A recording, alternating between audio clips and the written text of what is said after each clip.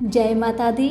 मेरे सभी प्यारे दोस्तों, मैं लक्ष्मी शर्मा बड़ों को चरण स्पर्श, छोटों को प्यार और बराबर वालों को दिल से नमस्कार करती हूँ। आज फिर मैं आप सभी को सुनाऊंगी कार्तिक मास में सुनी जाने वाली कार्तिक मास की 5 महत्वपूर्ण कथाएं। कथा पूरा सुने और दूसरों को भी शेयर करें। सभी प्रेम से बोले कार्तिक के ठाकुर की जय हो। तारा भोजन की कथा इस प्रकार है कि किसी नगर में एक साहूकार था और उसकी एक बहू तारा भोजन करती थी।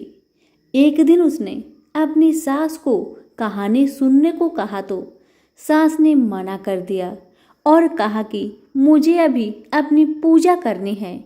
उसने फिर अपनी जेठानी से कहा कि आप मेरी कहानी सुन लो। उसने भी मना करते हुए कहा कि मुझे तो अभी खाना बनाना है।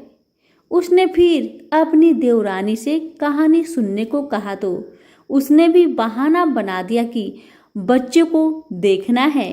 उसने फिर अपनी ननद को कहानी सुनने के लिए कहा तो उसने भी मना कर दिया कि मेरे ससुराल से मेरा बुलावा आ गया है और मुझे जाने की तैयारी करनी है। वह राजा के पास भी गई कि मेरी कहानी आप सुन लो तो राजा ने कहा मुझे तो व्यापार देखना है, कहानी का समय नहीं है। उसकी यह मनोदशा देखकर भगवान उसके लिए स्वर्ग से विमान भेजते हैं। स्वर्ग से विमान आया देख उसकी सास भी भागकर जाने के लिए आती है, लेकिन बहू मना कर देती है कि आपको तो पूजा करनी है। फिर जेठानी आती है, तब वह कहती है कि आप कैसे चलोगी, आपको तो खाना बनाना है। देवरानी आती है तो उसको भी वह मना कर देती है कि तुम अपने बच्चों का ख्याल रखो। ननद आती है तो वह कहती है कि तुम्हें तो ससुराल जाने की तैयारी करनी है, सो तुम वह करो। राजा जी आते हैं कि मैं चलता हूँ तुम्हारे साथ, लेकिन बहू कहती है तुम्हें तो कारोबार संभालना है, उसे संभालो। आखिर में पड़ोसन आती है और कहती है कि बहन मैं तुम्हारे साथ चलूं। तब बहू कहती है हाँ तुम मेरे साथ चलो, क्योंकि एक तुम ही हो जिसने कार्तिक के पूरे माह मेरी कहानी सुनी है।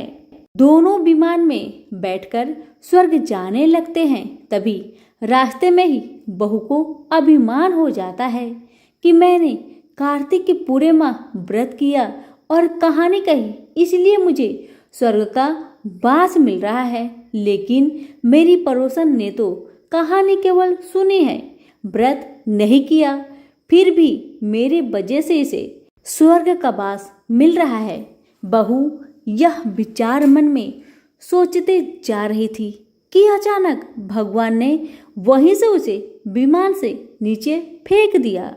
उसने पूछा कि भगवान मेरा अपराध तो बता दीजिए कि आपने ऐसा क्यों किया। भगवान बोले तुझे अभिमान हो गया है, इसलिए तू यही धरती पर रह। अब तू आने वाले 3 साल तक तारा भोजन व्रत करेगी, तभी तुझे स्वर्ग की प्राप्ति होगी। सभी प्रेम से बोलिए कार्तिक के भगवान की जय हो। चतुर्मास में पुष्कर स्नान की कहानी बहुत सुंदर है, पूरा जरूर सुनिएगा और दूसरों को भी शेयर कीजिएगा। भगवान की कृपा आप सभी पर, आपके परिवार पर सदा बने रहे। तो सभी प्रेम से बोलिए कार्तिक की ठाकुर की जय हो, विष्णु भगवान की जय हो। कथा इस प्रकार से है कि एक बुढ़िया माई थी जो चतुर्मास में पुष्कर स्नान किया करती थी। उसके एक बेटा और बहू थे। सास ने बहू को फलहार बनाने को कहा तो बहू ने खाली टिफिन रख दिया। बेटा माँ को पहुँचाने के लिए पुष्कर गया। रास्ते में माँ से बोला माँ फलहार कर लो और जहाँ पानी मिले वहीं पर फलहार करने बैठ जाना।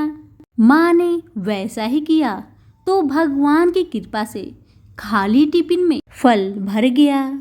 माँ ने फलहार कर लिया। पुष्कर माँ के रहने के लिए झोपड़ी बनाकर बेटा वापस घर गया। रात्रि में श्रावण मास आया और बोला, बूढ़ी माई दरवाजा खोल। तब बूढ़ी माई ने पूछा, आप कौन हैं? तो बाहर से आवाज आया, मैं श्रावण मास हूँ। बुढ़िया ने तुरंत से दरवाजा खोल दिया। बूढ़ी माई ने शिव पार्वती की पूजा अर्चना की, बेलपत्र से अभिषेक किया। जाते समय श्रावण मास ने बूढ़ी माई को आशीर्वाद दिया और झोपड़ी की एक दीवार सोने में बदल गई। भाद्रपद मास आया, उसने भी दरवाजा खोलने को कहा। बूढ़ी माई ने दरवाजा खोला, सत्तू बनाकर कजरी तीज मनाई। भाद्रपद मास ने बूढ़ी माई को आशीर्वाद दिया और झोपड़ी की दूसरी दीवार सोने की हो गई। फिर आश्विन मास आया और उसने भी दरवाजा खोलने को कहा। बुढ़िया माई ने दरवाजा खोला, पितरों का तर्पण कर ब्राह्मण भोज कराकर श्राद्ध किया।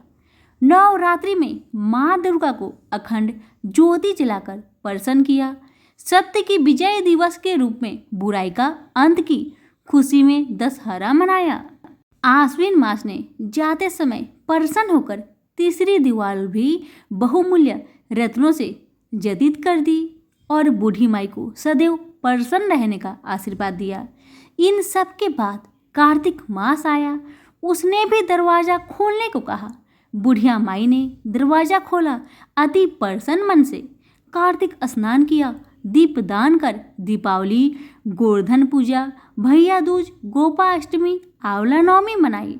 कार्तिक मास ने जाते समय आशीर्वाद दिया और झोपड़ी के स्थान पर महल बन गया। बुढ़िया माई गरीबों की सेवा कर भजन कीर्तन में अपना समय व्यतीत करने लगी। बेटा अपनी माँ को लेने आया तो माँ और झोपड़ी को पहचान न सका। पड़ोसियों से पूछा, उन्होंने बताया तो बेटा माँ के चरणों में गिरकर बोला, माँ घर चलो। सारे सामान के साथ घर ले आया। सासू माँ के ठाठ देखकर बहू के मन में लालच आ गया और उसने अपनी माँ को भी पुष्कर छोड़कर आने को कहा, तो उसका पति अपने सास को भी पुष्कर छोड़ आया। परंतु बहू की माँ की धर्म कर्म में बिल्कुल रुचि नहीं थी।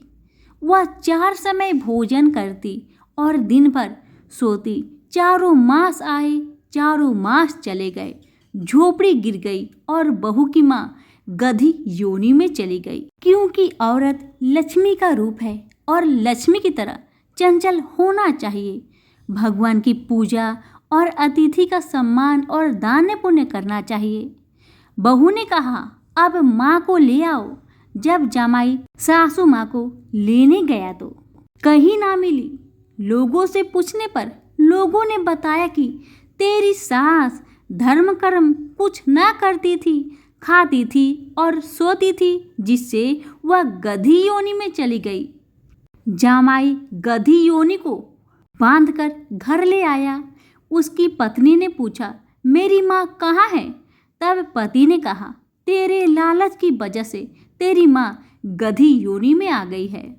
बड़े बड़े विद्वानों, ब्राह्मण, ऋषि मुनियों से पूछने पर उन्होंने बताया कि तेरी सास के स्नान किए पानी से स्नान करने पर उसे मनुष्य योनि मिलेगी।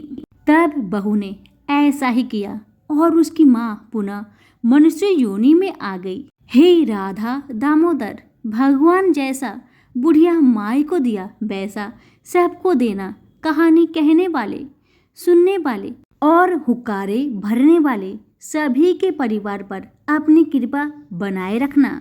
सभी बोलिए कार्तिक के ठाकुर की जय हो, राय दामोदर की जय हो।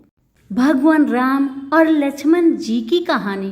भगवान श्री राम, लक्ष्मण और सीता जी पिता दशरथ जी की आज्ञा से वनवास जाने लगे। रास्ते में सभी तीर्थ गंगा, यमुना, गोमती नदियां में प्रीत तर्पण कर वन में कंदमूल फल फूल खाते हुए वन में अपना समय व्यतीत करने लगे। कार्तिक का महीना आया। एकम के दिन लक्ष्मण जी ने राम जी की आज्ञा से फल फूल लाकर माँ सीता को दिए। तब तब माँ सीता ने 4 पतल परोसी। तब लक्ष्मण ने पूछा, भाभी माँ, हम 3 हैं, फिर 4 में क्यों परोसा? तब माँ सीता बोली, एक पतल में गाय माता के लिए है। राम जी, लक्ष्मण जी गाय माता को पतल परोस दी। तब राम जी ने पूछा, सीता जी, आपने खाना शुरू क्यों नहीं किया? तब सीता माँ बोली, मेरी तो राम कथा सुनाने का नियम है। राम कथा सुनने के बाद ही मैं फल ग्रहण करूंगी। तब राम जी बोले, मुझे कथा सुना दो। लक्ष्मण जी बोले, मुझे सुना दो। तब माँ सीता बोली, औरत की बात औरत सुने। आप मेरे पति हो, आप मेरे देवर हो, आपसे कैसे कहूँ? तब लक्ष्मण जी ने अपनी माया से एक नगरी का निर्माण किया। उस नगरी में हर चीज की सुख सुविधा थी। उस नगरी में सब चीजें सोने की थी, इसलिए नगरी का नाम सोना नगरी रखा। सभी नगर वासियों को घमंड हो गया। उस नगर में कोई गरीब नहीं था।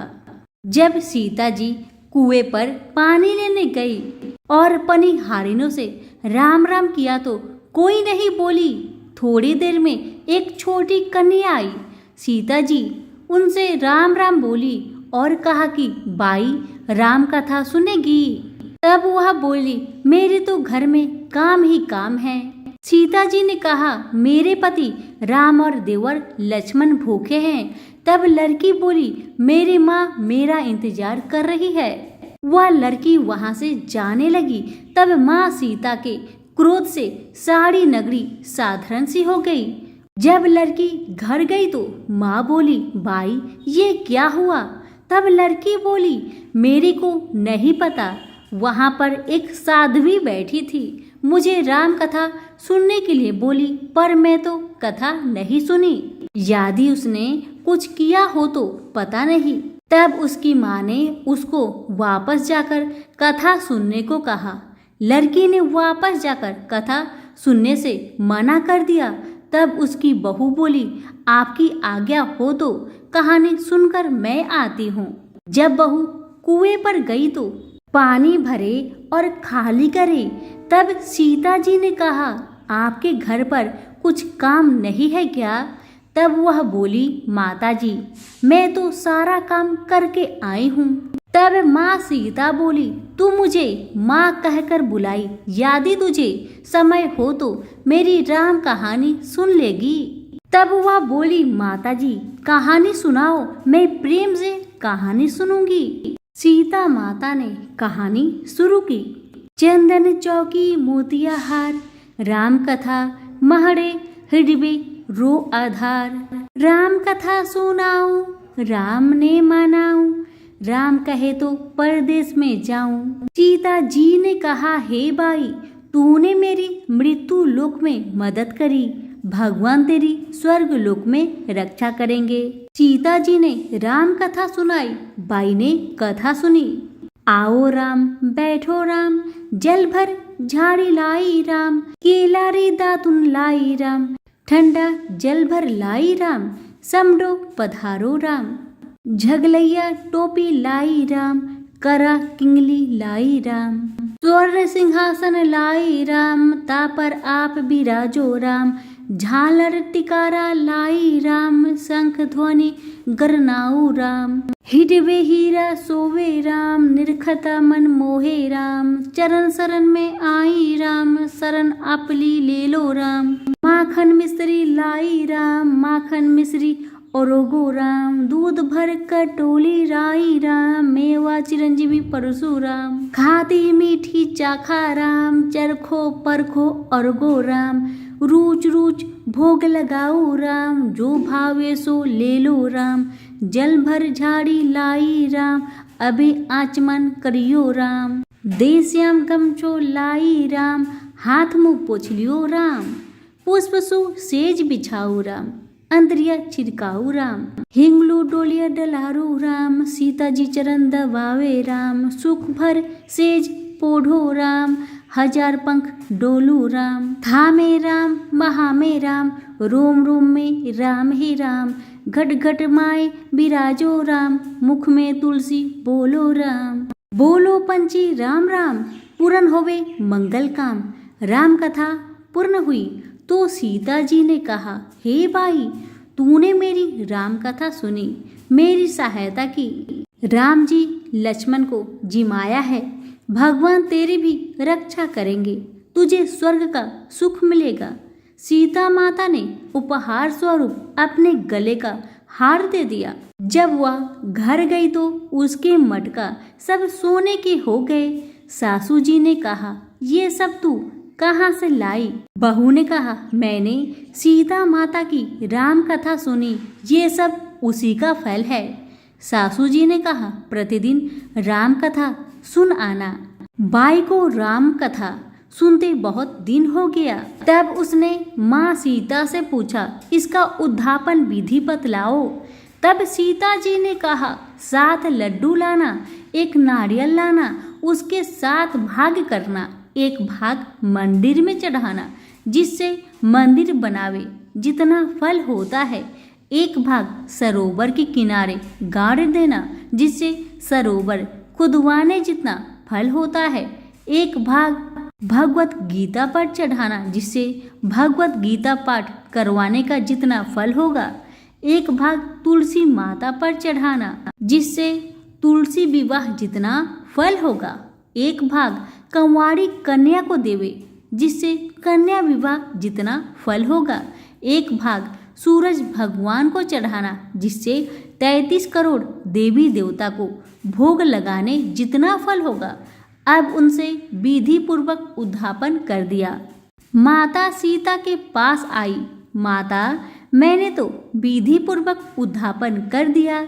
अब 7 दिन बाद बैकुंठ से विमान आ गया। 7 दिन पूरे हुए, विमान आया तो बहू ने कहा, सासू जी, स्वर्ग से विमान आया है। तब सासू जी ने कहा, बहू, तेरे ससुर जी को व मेरे को भी ले चल, तेरे माता पिता को ले चल, सारे कुटुंब परिवार को ले चल, आस पड़ोस को भी ले चल। उसने सभी को बैठा लिया। थोड़ी देर में उसकी ननद आई और देखते ही देखते विमान भर गया। तब बहू ने कहा, माँ सीता, ननद बाईसा को भी बैठा लो। पर माँ सीता ने कहा, इसने कभी कोई धर्म पुण्य नहीं किया। तब बहू ने कहा, बाईसा, आप पहले कार्तिक मास में राम लक्ष्मण की कथा सुनना, उसके बाद आपके लिए बैकुंठ से विमान आएगा। गांव के सारे लोग एकत्र हो गए और पूछने लगे, बाई, तूने ऐसा कौन सा धर्म पुण्य किया? गीता भगवत के पाठ किए, हमें भी बताओ। तब बाई ने कहा, मैंने तो माता सीता से प्रतिदिन राम कथा सुनी और नियम से उद्धापन किया। तब समस्त ग्रामीण राम कथा सुनने के लिए जिद करने लगे। तब बाई राम कथा कहने लगी और सब नर नारी सुनने लगे। राम कथा संपूर्ण होते ही समस्त नगरी सोने की हो गई। बाई ने कहा, जो कोई राम कथा सुनेगा उसको मेरे समान ही फल मिलेगा। सब राम लक्ष्मण जी की जय जयकार करने लगे और विमान स्वर्ग में चला गया। 7 स्वर्ग के दरवाजे खुल गए। पहले द्वार पर नाग देवता, समस्त देवी देवता पुष्प वर्षा करने लगे। देवताओं ने पूछा कि तूने क्या पुण्य किया? तब उसने कहा, मैंने तो राम लक्ष्मण जानकी की कहानी सुनी। तो समस्त देवताओं ने कहा, वर मांग। तब उसने कहा, मेरे तो सब सिद्धियां है, मुझे यह वर दो कि जो भी श्रद्धा व भक्ति से राम कथा, राम लक्ष्मण जानकी की कहानी सुनेगा उसको मेरे समान ही फल मिले। सभी देवताओं ने पुष्प वर्षा करते हुए तथास्तु कहा। चारों ओर राम की जय जयकार होने लगी। सभी प्रेम से कहिए, राम लक्ष्मण जानकी माता की जय हो। धर्मराज जी की कहानी। धर्मराज जी की कहानी अनेक अवसरों पर सुनी जाती है। धर्मराज दशमी, कार्तिक मास, बैसाख पूर्णिमा आदि में धर्मराज जी की कहानी सुनने का महत्व है। धर्मराज जी की कहानी को विशेष फलदायी माना गया है। धर्मराज जी की कहानी सुनने से व्यक्ति के सभी पाप नष्ट हो जाते हैं और साथ में स्वर्ग लोक की प्राप्ति होती है। तो सभी प्रेम से बोलिए, धर्मराज भगवान की जय हो। धर्मराज जी की कृपा आप पर और आपके परिवार पर सदा बनी रहे। तो आइए अब सुनते हैं धर्मराज जी की यह कथा। प्राचीन समय की बात है। एक नगर में दो सेठानियां रहती थी। बड़ी सेठानी के घर में बहुत धन था, लेकिन वह बहुत कंजूस थी। छोटी सेठानी के घर में धन कम था, लेकिन वह मन से बहुत दयालु और मददगार थी। वह स्वयं को धर्म के कार्य में करने और लोगों की मदद करने में लगाए रखती थी।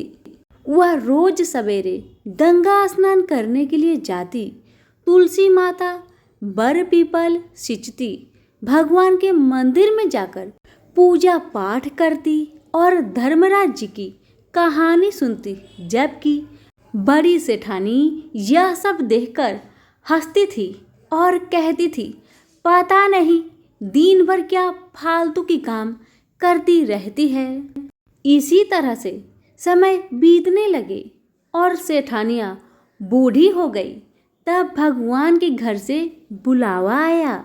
छोटी सेठानी को लेने के लिए धर्मराज भगवान ने अपना विमान भेजा, जबकि बड़ी सेठानी को लेने के लिए भगवान ने दूत को भेजा और दूत बड़ी सेठानी को मारते हुए ले जा रहे थे। रास्ते में बड़ी सेठानी ने कहा, मुझे भूख लगी है। तब दूत बोले, यदि तुमने जीवन में कभी भी किसी को खाना खिलाया होगा तब ही तुम्हें खाना मिलेगा। थोड़ी दूर आगे बढ़ने के बाद उसने फिर से कहा, मुझे जोर से प्यास लगी है। तब दूत बोले, यदि तुमने अपने जीवन में किसी प्यासे को पानी पिलाया होगा तभी तुम्हें पानी नसीब होगा। रास्ते में उसे कांटे चुभने लगे और तेज गर्मी पड़ने लगी, लेकिन यमदूत उसे घसीटते हुए ले जा रहे थे। अब बड़ी सेठानी बहुत पछताने लगी कि मेरे पास सब कुछ होते हुए भी मैंने दान धर्म क्यों नहीं किया। इतनी देर में धर्मराज जी का दरबार आ गया। वहां जाकर उसने देखा कि छोटी सेठानी भगवान के पास सिंहासन पर बैठी है। उधर बड़ी सेठानी को तपते हुए कुंड में डाल दिया गया। तब बड़ी सेठानी बोली कि मुझे 1.25 पहर का समय दे दीजिए, मैं वापस आकर दंड भोग लूंगी। धर्मराज जी बड़े दयावान हैं। उन्होंने बोले, ठीक है। अब बड़ी सेठानी के शरीर में फिर से प्राण डाल दी गई। धरती पर आते ही उसने पंडितों को बुलाकर धर्मराज जी की कहानी सुनी और सब तरह के दान धर्म किए। इतने में समय पूरा हो गया। अब की बार बड़ी सेठानी को लेने विमान आया। 1.25 पहर के दान धर्म और धर्मराज जी की कहानी सुनने से बड़ी सेठानी को स्वर्ग की प्राप्ति हुई। धर्मराज जी ने जैसी कृपा सेठानी पर की, वैसी सब पर करना धर्मराज जी की कहानी सुनने वाले, कहने वाले, हुक्कारे भरने वाले और पूरे परिवार पर अपनी कृपा बनाए रखना। तो सभी मिलकर बोलिए, धर्मराज भगवान की जय हो। कथा इस प्रकार से है। एक गांव में माँ और बेटी रहा करती थी। दोनों सूरज भगवान का व्रत करती थी। एक बार सूरज जी के व्रत के दिन माँ पानी भरने गई तो बेटी को 2 रोट बनाने के लिए कह गई। बेटी ने 2 रोट बनाया, एक बड़ा दूसरा छोटा। बड़ा रोट माँ का था, छोटा रोट बेटी के लिए था। क्योंकि इस व्रत में रोट पूरा खाना चाहिए और जूठा नहीं बचना चाहिए, इसलिए बेटी अपने लिए छोटा रोट बनाती थी ताकि नुकसान ना हो। और इस व्रत में एक रोटी ही खाते हैं। इस दिन बिना नमक मिलाए रोट बनाते हैं। लड़की अपने माँ के लिए रोट बना रही थी कि सूरज भगवान साधु का वेश धारण किए भिक्षा मांगने आए। लड़की ने कहा, बाबा आप थोड़ी देर बैठिए, मेरे पास तो कुछ भी नहीं सिवा इस रोट के। अभी मैं अपने माँ के लिए रोट बना रही हूँ। जब मैं अपने लिए बनाऊंगी उस रोट में से आपको थोड़ा तोड़ के दे दूंगी। बाबा ने कहा, देना है तो अभी दो, नहीं तो मैं जा रहा हूँ। लड़की ने माँ की रोट में से एक टुकड़ा तोड़कर बाबा को दे दिया। जब माँ वापस आई तो रोट का टुकड़ा टूटा हुआ देखकर नाराज हुई और कहा, धिये दे माई धिये दे, रोटा माइली कोर दे, मारो दे पन सारो दे। माँ अपनी बेटी को मारने लगी। बेटी मार से बचने के लिए वहां से भागकर जंगल में चली गई और बर के पेड़ पर चढ़कर बैठ गई। सूरज भगवान ने सोचा कि इसको मेरी वजह से घर से निकलना पड़ा है तो इसकी रक्षा मुझे ही करनी पड़ेगी। सूरज भगवान रोज चूरमे का एक लड्डू और पानी का एक लोटा उस लड़की के पास भेज देते थे। लड़की मजे से खा खाकर वहां ही बैठी रहती थी। एक दिन एक राजा शिकार खेलता हुआ उधर से जा रहा था। राजा थक जाता है और वहां पर विश्राम के लिए उस बर के पेड़ के नीचे ही रुक जाता है। उसके साथ आई नाई से कहा कि थोड़ा पानी मिल जाता तो प्राण बच जाते, प्यास से जान निकली जा रही है। यह सुनकर उस लड़की ने अपने लोटे में से चुल्लू भर पानी डाल दिया। राजा ने फिर कहा कि आधी जान तो बच गई, यदि थोड़ा पानी और मिल जाता तो आधी जान और भी बच जाती। यह सुनकर लड़की ने चुल्लू भर पानी और डाल दिया। राजा को बताया कि राजा जी, तुम रानी के लेकर आए हो या जाटनी लाए हो। जाटो जैसा रोट बनाया आप खाओगे तो आपका पेट दर्द होने लगेगा और रानी खाएगी तो राजकुमार का पेट दर्द होगा। राजा की रानी ने बात सुन ली और रोट को कटोरी के नीचे छुपा दिया और मन ही मन सूरज भगवान से सहायता के लिए विनती करने लगी। जब राजा आया और पूछने लगा कि कटोरी के नीचे क्या है, फिर राजा ने स्वयं ही कटोरा उठाया तो उसके नीचे सोने का सिक्का निकला। राजा ने कहा, बोदे से पीहर वाले ऐसे बिदरी भेजते हैं क्या? कुछ दिनों बाद रानी एक दिन खिड़की से बाहर की तरफ देख रही थी तो उसने देखा कि उसकी माँ झालरे बेच रही है। उसने अपनी माँ को वहां बुला लिया। इतने में नौकर चाकरों में वह भी पड़ी रहेगी और किसी को पता भी नहीं चलेगा कि उसकी माँ है।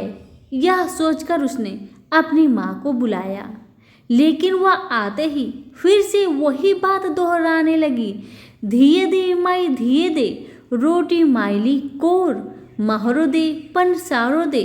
यह सुनकर रानी सोची कि ऐसा तो सबको पता चल जाएगा कि यह मेरी माँ है तो देवरानी और जेठानी सब मेरी हंसी उड़ाएगी। उसने माँ को एक कोठी में बंद कर दिया और उसके ताला लगा दिया। राजा के आते ही रानी की देवरानी और जेठानी ने कहा कि आप रानी लाए हो या डायन भूतनी? आज एक औरत महल में घुसी और बाहर नहीं निकली। रानी ने सुन लिया और सूरज भगवान से प्रार्थना करने लगी कि हे भगवान, इस विपत्ति से तुम ही बचाओ। राजा ने आते ही कोठे की चाबी मांगी तो रानी ने दे दी। जब राजा ने कोठा खोला तो उसमें से सोने की मूर्ति मिली। राजा ने रानी से पूछा कि यह मूर्ति कहाँ से आई तो रानी ने कहा, मेरे पौधे से पीहर की बिदरी है, अर्थात गरीब पीहर की भेंट है। राजा ने कहा, रानी, तुम्हारा गरीब पीहर ऐसे कीमती भेंट भेजते हैं क्या? हमें तो नहीं बुलाते। मुझे मेरा ससुराल देखना है। रानी ने फिर सूर्य भगवान से प्रार्थना की तो भगवान सूर्य ने कहा, बाई, मैं राजा को सवा पहर का ससुराल दिखा दूंगा। इसके बाद मुझे मेरी नगरी में उजाला करने जाना है। सूर्य भगवान भाई बनकर बुलाने आ गए और रानी ने मुश्किल से ही किसी प्रकार राजा को मनाया। सूरज भगवान ने बहुत गहना कपड़ा देकर राजा रानी को विदा किया। आते समय आगे जाकर राजा बोला, मैं तो मेरी धोती का एक पाव जूती भूल आया हूँ, नाई तुम जाकर ले आओ। रानी ने कहा कि मेरे पीहर से इतना नया कपड़ा मिला है, उस पुराने धोती को खो जाने दो। रानी को डर था कि सूरज भगवान द्वारा बनाई गई काल्पनिक माया नगरी अब समाप्त हो चुकी होगी। नाई अगर वापस वहां जाएगा तो मेरा भेद खुल जाएगा। राजा को रानी पर संदेह हो गया था, इसलिए वह उस भेद का पता लगाना चाहता था। उसने नाई को भेज दिया। वापस जाकर नाई देखा कि वहां तो केवल जंगल ही जंगल है। जहाँ चूरमा बाटी बनाया था वहाँ पर जगरे की राख उड़ रही थी। दूर दूर तक वहाँ पर ना कोई महल दिखाई दे रहा था, ना ही कोई बाग बगीचा और ना ही कोई मनुष्य। केवल एक बड़े पेड़ पर धोती सूख रही थी और पेड़ के नीचे जूती पड़ी थी। नाई ने जल्दी से उठाया और वहाँ से भागा और राजा को आकर सब बताया। राजा ने तलवार निकाली और रानी की गर्दन पर रख दी और पूछा, सच सच बताओ क्या बात है। रानी ने सब कुछ सच सच बता दिया।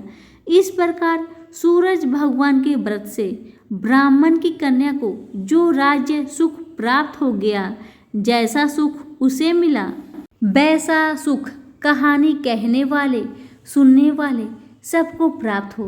तो सभी प्रेम से बोलिए, सूरज भगवान की जय हो। यहीं पर हमारी कार्तिक मास की सारी कथा समाप्त हुई। सभी प्रेम से बोलिए, कार्तिक महाराज की जय हो। कथा पसंद आने पर लाइक शेयर कमेंट जरूर करें और हमारे चैनल के साथ जुड़े रहे। आप सभी का बहुत बहुत धन्यवाद।